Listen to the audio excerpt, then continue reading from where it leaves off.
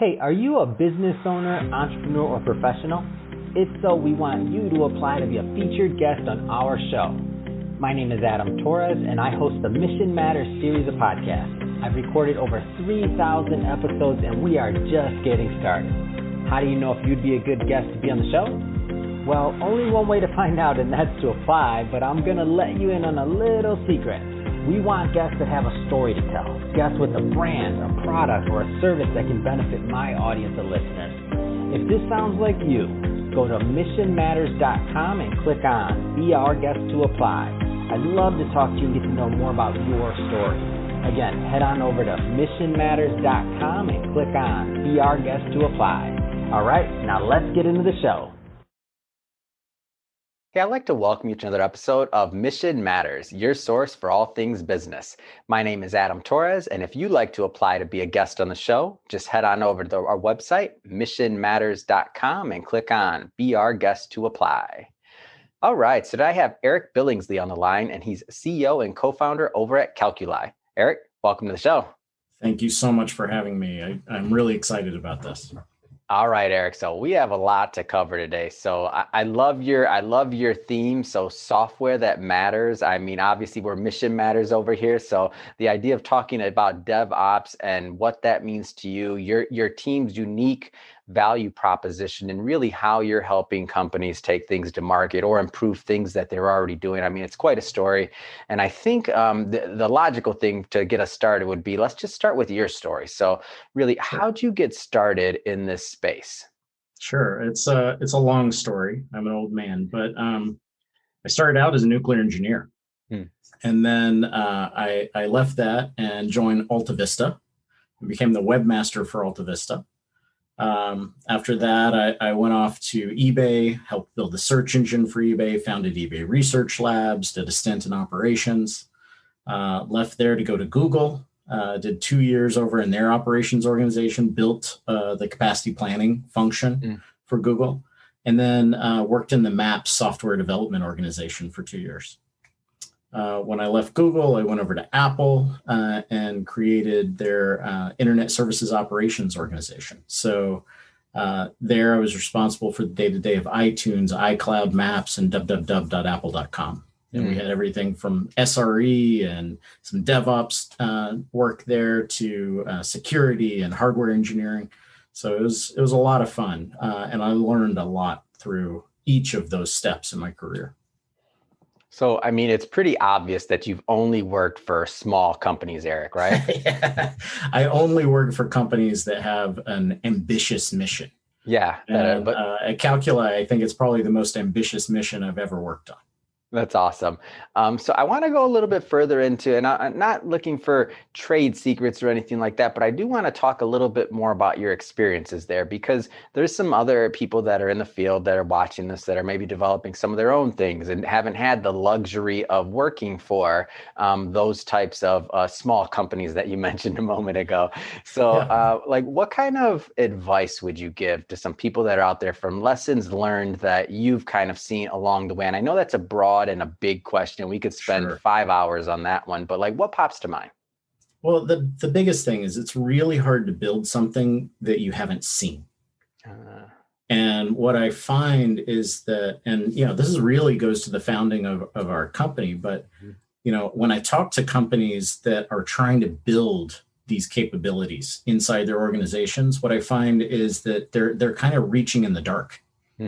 They're reading papers, they're talking to analysts, they're getting bits and pieces of how things work, but they're having real hard time pulling that together and turning that into something that can actually deliver results. And so, when I was at eBay, I joined this group called CTO Forum and met some amazing people there. But the important thing was I kept running into people at companies like GE and Verizon and all these large companies that were having very similar problems to us, but they weren't able to solve these problems in the same way I saw them solved at Google, right? As an example. And so we just had amazing conversations there. And a lot of those would turn into them actually going back home and trying to implement these bits and pieces. But all of those had struggles. And so, over time, I finally started, consulting sometimes with some of these guys and helping them through those struggles. And so I got a lot of exposure to a lot of very different organizations. Mm. And so it's given me a unique perspective on how to solve the same problems, but in multiple contexts. Mm. Right. And that's really what has culminated in us creating our product, Guide Rails. Man, love it. Great tips of advice there. And I do want to so CTO forum. So you just mentioned that. Yeah. Maybe define what that is, but and the context behind this is, I tell people this all the time. So they're like, well, I don't have all your answers, first of all, but there's other organizations and there's other people that are working towards similar goals, whether it's industry-wide, normally industry, niches are best. So things like CTO forum, to where those conversations and that interaction, that's what those other perspectives, to me, that's the difference between success and failure in any field. And that's just my personal opinion. Tell us a little bit more about CTO Forum and just kind of what that's meant to you in general. Yeah, so it's a great organization. It was founded about 13 years ago by my good friend and co-founder, Bashir Janjwa. He's actually the founder for our company. And he just started it out as a getting together of executives from these large companies to just talk about their problems. Because when you're a CTO or a CIO in a large company, you've got lots of people complaining to you and you've got no one you can complain to. Yeah. And so just having a safe space to have those conversations was really the goal. And so he pulled that together. We had Werner Vogel was actually at one of the first dinners. We've had just amazing people come join. And over the years, it's evolved. So we actually just had an event last week with 130 CTOs and CIOs from companies all over the world on Zoom. And now it's in collaboration with Harvard Business School, and it really attracts just an amazing set of people. But the really cool thing about it is it's a safe space. Mm. And so we can hash out our issues together and say, hey, I'm having trouble recruiting this kind of talent. How are you guys doing it? Or, I've got this problem getting my systems to hit a certain availability mark on top of this software. What are you guys doing about that? And you can have those conversations and learn from each other, which is just fantastic. Those Rockefeller days where it's industrial, cutthroat, no, it's we can all progress through collaboration and sharing and exchanging ideas. I just feel fortunate to be alive in the day and age in business that we're doing business in, because what you just now said, once upon a time would be unheard of. Wait a minute. So you get together with the competition and you talk about your problems so that you can so everybody can solve everybody's problems, which makes sense. But in the past, let's just say it may not have been that way. Well, we get stronger together. Exactly. Right. And in fact, Bashir goes off all the time on how if we don't collaborate, we're going to end up being weaker as a country for it. And so what he's really trying to do is build that space so that we can come together, help solve each other's problems, so that as an industry, we can all grow. Wonderful. Let's change it up a bit. So I do want to get into Calculi and the founding. I know you mentioned one of the co-founders you met there.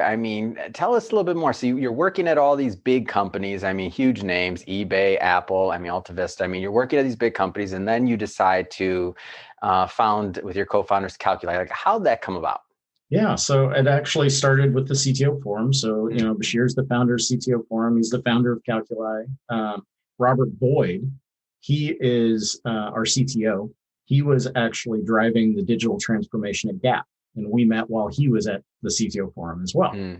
And so we're the three co-founders. But it really goes back to Apple. So when I first landed at Apple, I inherited what was an early sort of DevOps system.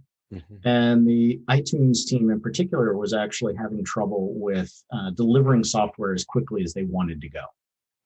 And so Bashir and his team had been working at PayPal and these other companies, helping them kind of understand their software development practice and clean it up. And so I pulled him in to actually map out the process that we had. Because at that point, iTunes had been going for about 12 years. And the entire process was, well, when I'm done with my piece, I throw it over to Jake. And when Jake's done with his piece, I have no idea what he does with it. So we stitched all of that together for them and found that there were some really critical points that they were having trouble. And so Bashir and I basically did some brainstorming on how we could clean that up. We leveraged a lot of my learnings from Google and came up with a plan to automate major steps of that process. And so we did a proof of concept of that. It was a big success. And then Bashir took that. And as he was working with all these other companies, he's like, hey, it's the same problem over and over and over. And so all these companies are building these teams of 20 to, I've seen some with over 100 engineers working on their DevOps infrastructure. That's a huge investment. That's millions of dollars. And in most cases, it's not working well. And so Bashir and I kept talking about it. And we're like, someone's just got to solve this. DevOps is a collection of little tools, most of them open source products that solve 30-minute slices of what for most companies is a 6-month problem. And if you're optimizing 30-minute slices, it's going to take you a long time to make a meaningful impact. But we are able to, because we take much more of an end-to-end view of it. So we get everything from code commit all the way out to cloud deploy. And then we collect data through the whole process. And so we give you a depth of understanding of what's going on that allows you to drive performance and audit trails and everything you need to really develop software that matters at speed and at high quality. And you're just not going to get that by using off-the-shelf open source components and trying to piece it together yourself. And so we started talking to all these different companies about their unique needs. And we found out the needs aren't that unique. They're all very similar. And so it felt to us like CRM back in the 90s, right? Where every company is out building their own CRM process. And then Salesforce comes in, right? And everyone switches over almost overnight, it felt like. It was a decade, but it felt like it was overnight. And I think we're about to hit that same sort of breaking point with DevOps. And so what we're doing is really pulling that together, pulling together the process, pulling together the data, pulling together the automation to allow engineers to get their software to their customers very quickly and with high quality. No, this is great. And I love your example, by the way, for CRMs, because I didn't grow up in that age of building your own. So in my age, I always had off the shelf. It was just a matter of, did I want to spend more for something like a Salesforce, or do I want Zoho, or do I want, so that was just my age, dating myself. You've been in this industry longer than me. But that being said, I did work at big companies that had these other legacy CRM systems that you're like, where'd they get this? And they're like, oh, they built this. This is why. That's right. And it turns into a big sunk cost problem for them. Right? For sure. If you've invested tens of millions of dollars, it's really hard to move off to something, even if it's an order of magnitude better. But the payback is enormous. And so for the companies that are willing to make that move, we're going to see the same thing in this space. So let's get a little bit, so software that matters, working in the DevOps space to solve problems that are happening over and over again at companies that, even though some companies may think they're unique problems, they're probably not in many cases. And there's other companies with the exact same problems, hence the CRM example. Let's get a little bit more specific. Like, let's put some meat around this. Like, what specifically are you doing that you feel is maybe a different value proposition in this DevOps space? Sure. So let's just talk about the day in the life of an engineer, right? So if you're doing real DevOps, your engineers are actually responsible for the quality of their applications all the way from cradle to grave. So if something goes wrong in production, the engineers are fixing it. If something's not being tested, it's the engineer's job to write those tests and get it tested. Most companies aren't there yet. And so it's still a distributed set of jobs. So you still have QA teams who are writing tests. You still have ops guys who are deploying the code. And everything turns into a big finger point, right? When something goes wrong. Yeah. In our system, what we've done is really made everything configuration is code, policy is code, and we have data collection of every step in the process. So I see every project that you put in Jira. I see every commit you put in Git. I see every test you run. I see every deployment you do. I see configuration changes. I see you change passwords to databases, right? All of that is visible. And so for the engineer, we're able to pull all that data up and actually show it to them at the same time they're running their builds. They can see the impact of every change they make. Wow. And when they're doing their deployments, everyone has full visibility into every step of that process. And they can see what's gone into it or what hasn't gone into it. They can see when the security alert pops up. They can see when a deployment fails. They can see the logs from each of those events all together. And by pulling it all together and by making it visible across the teams, you now have people in a mode where they can really collaborate. In most companies today, the engineers, maybe they see their Jenkins world and they see their builds and their unit tests, but all the real tests are happening in QA. And QA, to protect their world, they have a troll at the gate who says, you can only push code to me once a week or once a month or whatever. Yeah. And so imagine you're a software developer. It takes you one day to code something up and push it to your customer, and then it just sits there for a month. Wow. And then QA finally touches it. They find a problem, they kick it back to you. It may be 2 months later. How many projects have you gone through since then? And now you're working on it again. You have to get your mindset back into that. That's why things take so long. With our system, everything can be automated. Every single step in that process. The QA engineers, the software developers, they can collaborate on how they're going to test something. And so that one day, maybe it's a day and a half now. But at the end of that day and a half, it's in the customer's hands. Wow. And it totally changes the way you work. So one of our largest customers is a large European bank. We work with the trading team. So it's the software developers who are actually writing software for the traders. Well, the traders, when they need a change, it has value in the millions of dollars a minute. Yeah. And they're waiting 6 months to get the software. Wow. Their turnaround time on guide rails is an hour and a half. 6 months to an hour and a half. I think some people watching this right now are like, wait a minute.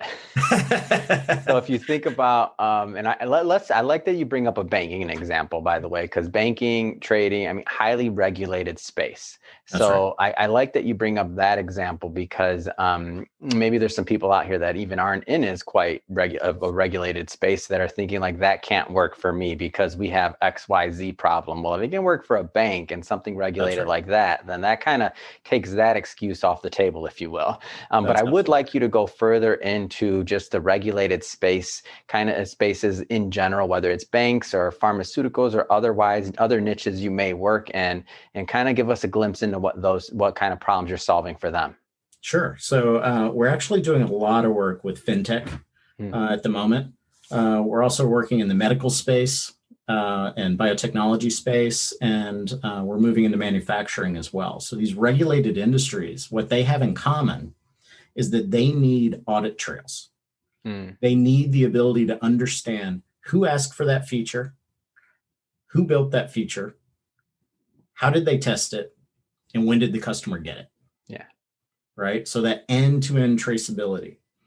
And so if you don't have that in one system, you can spend a lot of time. We talked to one particular company in the UK, and they estimate that their engineers are spending 20% of their time just dealing with compliance. It's expensive. Imagine that. 20% of your engineer capacity going to compliance, just figuring out that train of events. Wow. So that you can get that together for a report for the auditors so that they can be ready for the regulators.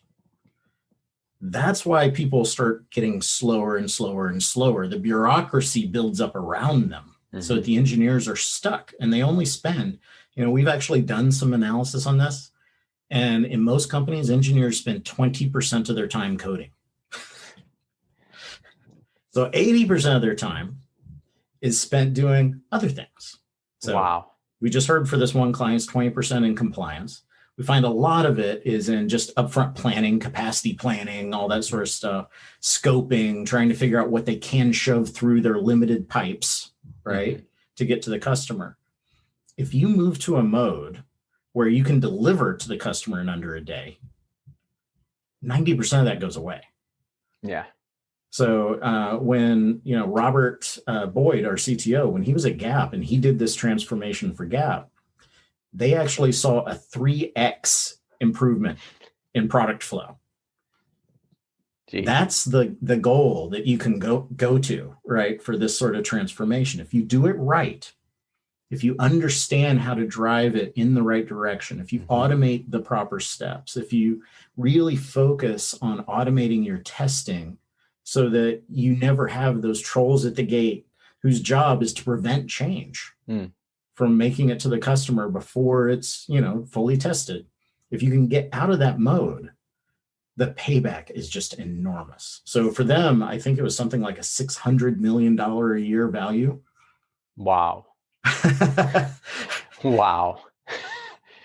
And, I mean, that's significant. And I'm noticing a common theme here. Well, number one, there's a couple of them. Number one, obviously you want your engineers doing their highest value work. So that's a big deal. Like you want the assets that you're investing in to be deployed more accurately. So whether it's like you said, a 30-person team, maybe you don't have to hire a 30-person team, or maybe you still hire that 30-person team, but you're getting more products out, or however their management is. But the bottom line is that you're not wasting your time on, one of your most expensive employees, for lack of better words, right? I think it goes actually way beyond that.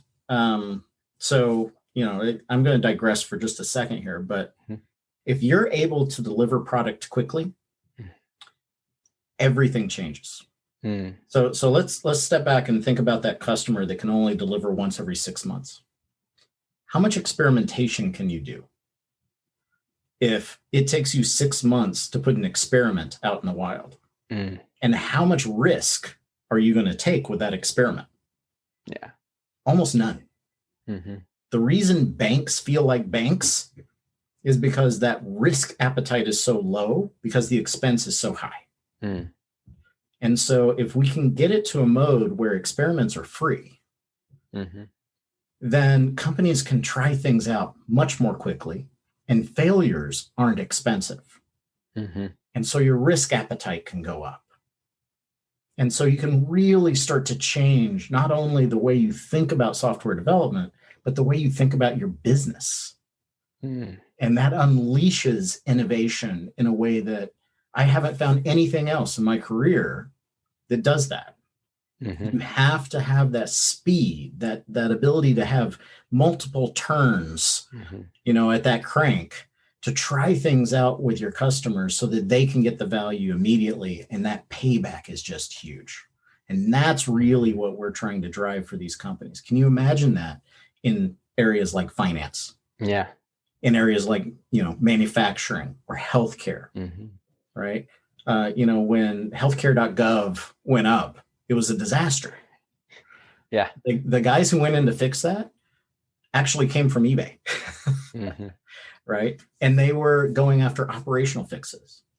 But then a couple of friends of mine from Google went in later and they became part of the fix-it crew for the government. And they were applying these exact same sorts of philosophies of quick turns, cheap experiments. And that's how you get rapid improvement. So I think there's a whole generation of engineers that have been held back by bureaucracy that we're going to unlock and unleash. And out of that is going to become a true improvement in productivity. If you look back over the last 50 years, with computers coming in, we've seen a lot of improvements in profitability. We've seen a lot of improvements in kind of speed to market, but we haven't seen a huge productivity boost. If you look at the data, the biggest productivity boost in history came with air conditioning. This is the way we're going to unlock the productivity boost from computers. Oh man, that's exciting. And I mean, the key here that you've mentioned multiple times really is speed. So That's right.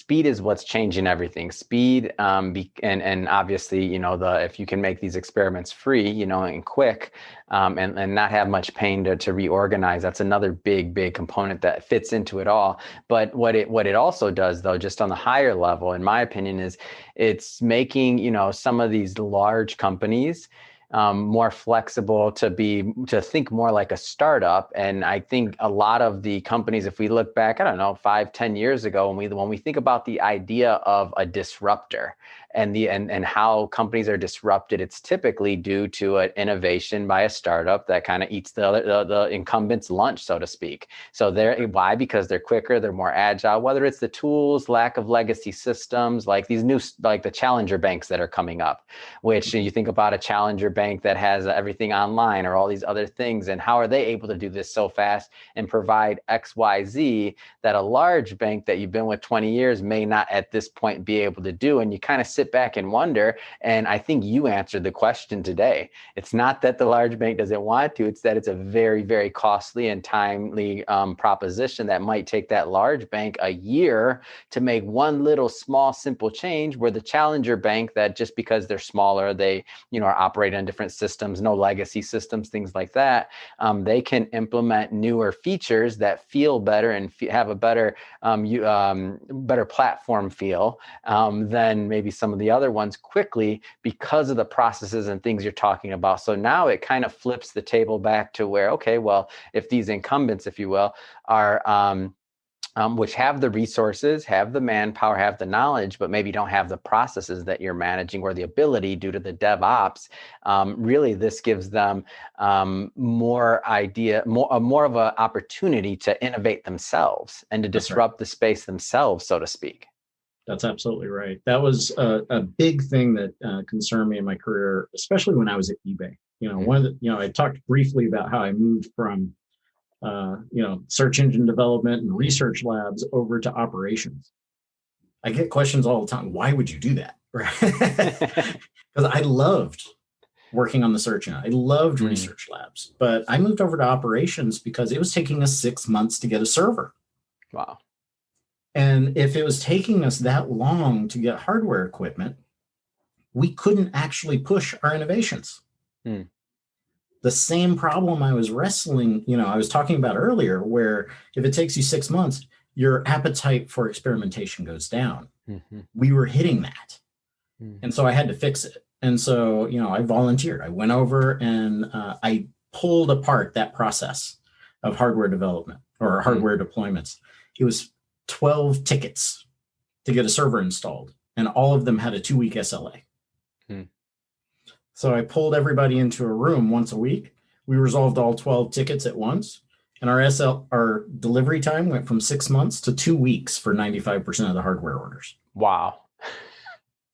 Suddenly, you're in a different world, right? Yeah. And that's the power of changing the process. Everyone was doing a good job before. They were all hitting their objectives. They were all delivering for their customers. They were all doing exactly what they said they were going to do. Check, check, check. But the outcome wasn't what people needed. And so when you kind of turn things back and you say, what are we trying to achieve? And what is our process for achieving that new goal? That's when magic happens. And so that's what we bring. Our product is an embodiment of that. And one of the big things that we solve for customers, I talked about cloud deployments. Our system, we can install it in the data center running on VMware. You can build your application for deployment in that environment. And with a config change, I can have you in AWS, Azure, or Google, or a Kubernetes cluster. Right? And so your fear around hardware availability evaporates. Right? You can go into ephemeral test environments. You can do all these things that most companies just kind of don't even think about because their security requirements mean they can't go directly to the cloud. I'm opening that up for them. and making essentially a cloud inside their data center that they can now finally leverage. And so it's been a huge value add that we brought to some of our customers, and on top of that, I don't do anything small. So everything that we built on top of allows us to scale. And so the same system, you can install it for 10 developers, or you can install it for 10,000. It's the same application. And so it really is intended to scale for these large organizations, which right now, if you look in the space, nothing is really meant to do that. If you look at, I don't want to name my competitors, but there's quite a few in this space. And other than the cloud providers, none of them think about scale. And with the cloud providers, they're offering you a very disjointed set of capabilities that you still have to pull together. My favorite is a certain cloud provider has a wonderful sheet that you can read. It's a 25-step process for storing a database secret and using it. It will take you all day to run through those 25 steps. For us, open up a little window, add in the secret. It's available to everybody below that in your hierarchy. Wow. Right? Yeah. Simplifying these things, allowing the engineers to really own the process, allowing them to move quickly, and then reflecting back the security outputs, the code scanning, the test output, the logs, all of that coming back to them in one UI allows them to own it responsibly. And everyone wants to do a good job. So if you just give them the data to do it, they'll do it. That's awesome. It makes total sense. I want to talk a little bit more about your team and just and what makes you so unique. So we can already see based on our discussion, what you're doing at Calculi, the value proposition is unique and it's different. What makes the people or the team that are pulling this off unique? Well, the big thing is that we've done it, right? And we've done it with those other tools. We just weren't able to do it in the way we wanted to because we didn't have the platform yet. And so, Bashir Jandra, he has worked with in-depth, amazing companies from all over the gambit in terms of size and need and everything else. He ran a software development organization that helped build the e-commerce engine for HP. Right. He's worked with Walmart. He's worked with PayPal. He's worked with all these great companies. And just bringing that experience to the group has been amazing. And especially those relationships, because we're able to talk to those companies and ask them about, their challenges and build that into the product. And then Robert Boyd, he's our CTO, having led that digital transformation at Gap. Driving a large team of engineers to have the data they needed in order to perform, having the management have visibility into the metrics to drive that. We've baked every bit of that into our system. And so, my experience at Google and eBay and Apple has been really important for understanding how to drive a cultural transformation as well. Right? So, building a research lab in eBay, if you've ever read any of the old papers on how eBay ran with train seats and all that sort of stuff, it was all about throughput, very little about outcomes. And so research labs was all about outcomes. Yeah. And being able to create that safe environment for experimentation, that was a political battle as much as anything else. And then at Google, building up that capacity planning muscle inside something as big as that, where we were doing capacity planning at the level of megawatts, right? So how many tens of megawatts per quarter are we going to deploy in what regions of the world? That was our building block, right? Wow. Huge. So you think about things very differently. And then when I got to Apple, it was a complete cultural transformation. I walked into a team of 90 system administrators and DBAs who were running NetApp filers and Oracle databases, right? And moving that organization to be one of the largest web operators on the planet. By the time I left, we built our own internal storage capability with 2 exabytes of storage, right? You don't do that unless you're at the top of your game. Yeah. And so getting the team from, the 90 SAs and DBAs, all great people, but transforming that into a full SRE organization and DevOps organization and with security and hardware and all these capabilities built in, it was 1,000 people when I left. Right? Wow. But the amount of capability we brought to the table was orders of magnitude beyond that growth as well. And so understanding how to drive these transformations, that's actually the secret sauce. And we have put as much of that into our product as we possibly can. And we're going to continue to evolve that. And we're actually building out the framework for building the AI underneath to drive transformation more consistently and give engineers more visibility and data so that they can actually improve as engineers as well. So we've got a lot of tricks up our sleeve yet to come, but the team is unique, and our learnings and understanding of the customer problem is truly unique. Fantastic. Well, Eric, this has been awesome having you on the show today. I learned a lot about Calculi, what you've done, why you're doing it, and really how you're driving innovation in your industry. And I just think it's awesome. And I look forward to following you, following the company, following the founders and your work. That being said, if somebody is listening to this or watching this and they want to learn more about Calculi, what's the best way for them to follow up and to get information? Yeah, so our website, calculi.com, redirects you to guiderails.io. That's our product. So please come visit us, learn about us, and contact us. All the information you need is right there. Perfect. All right. Well, Eric, thank you again for coming on the show. And to the audience, as always, thank you for tuning in. Hope you got a lot of value out of this. If you did, don't forget, hit that subscribe button, share this video with friends and people that you think can use it. And we have more great guests coming up for you. And Eric, thanks again for coming on. It's been a pleasure. Thank you. Thank you so much for having me, Adam.